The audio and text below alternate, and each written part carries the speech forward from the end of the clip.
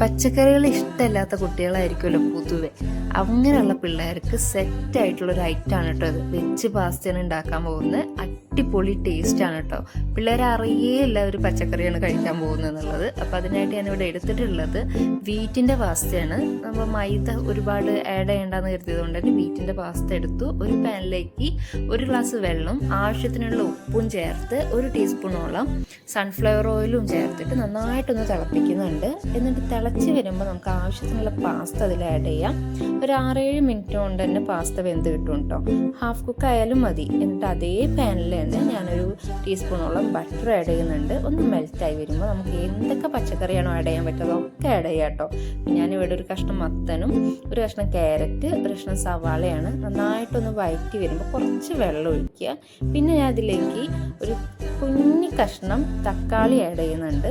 തക്കാളിയും അതുപോലെ തന്നെ വെളുത്തുള്ളിയാണ് കേട്ടോ. അത് നമ്മുടെ ഇഷ്ടത്തിന്, ടേസ്റ്റ് ഇഷ്ടമാണെന്നുണ്ടെങ്കിൽ മാത്രം വെളുത്തുള്ളി ആഡ് ചെയ്താൽ മതി.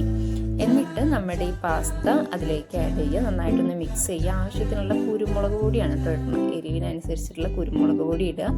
ഉപ്പ് നോക്കിയിട്ട് വേണമെന്നുണ്ടെങ്കിൽ കുറച്ചും കൂടി ഉപ്പ് ഇടാം കേട്ടോ. ഞാൻ പാസ്ത വേവിച്ചപ്പോൾ കുറച്ച് ഉപ്പ് കൂടിപ്പോയി, അത് കാരണം ഞാൻ ഉപ്പിട്ടിട്ടില്ല. അതേ പാനിലേക്ക് തന്നെ വൈറ്റ് സോസ് ഉണ്ടാക്കാൻ വേണ്ടി 1 ടീസ്പൂണോളം ബട്ടർ ഇട്ട് 2 ടീസ്പൂണോളം മൈദ ആഡ് ചെയ്ത് നന്നായിട്ടൊന്ന് മിക്സ് ചെയ്യുക. ആവശ്യത്തിനുള്ള പാല് കുറച്ച് ഒഴിച്ച് മിക്സ് ചെയ്ത് നന്നായിട്ടൊന്ന് കുറുക്കി എടുക്കണം കേട്ടോ. സിമ്മിലിട്ടിട്ട് വേണം, അല്ലെങ്കിൽ പെട്ടെന്ന് കരിഞ്ഞു പോകും.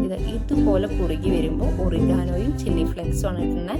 അതിട്ടിട്ട് നന്നായിട്ടൊന്ന് മിക്സ് ചെയ്ത് കൊടുക്കുക. എന്നിട്ട് ഒന്നുമില്ല, ഈ പാസ്തയുടെ മിക്സ് അതിലേക്ക് ആഡ് ചെയ്യാം. നല്ല അടിപൊളി ടേസ്റ്റി ആയിട്ടുള്ള വെജ് പാസ്ത റെഡിയായി. കുട്ടികൾക്കൊക്കെ ഒത്തിരി ഇഷ്ടമാണ് ഒരു ഐറ്റമാണ്. അപ്പോൾ താങ്ക്സ് ഫോർ വാച്ചിങ്.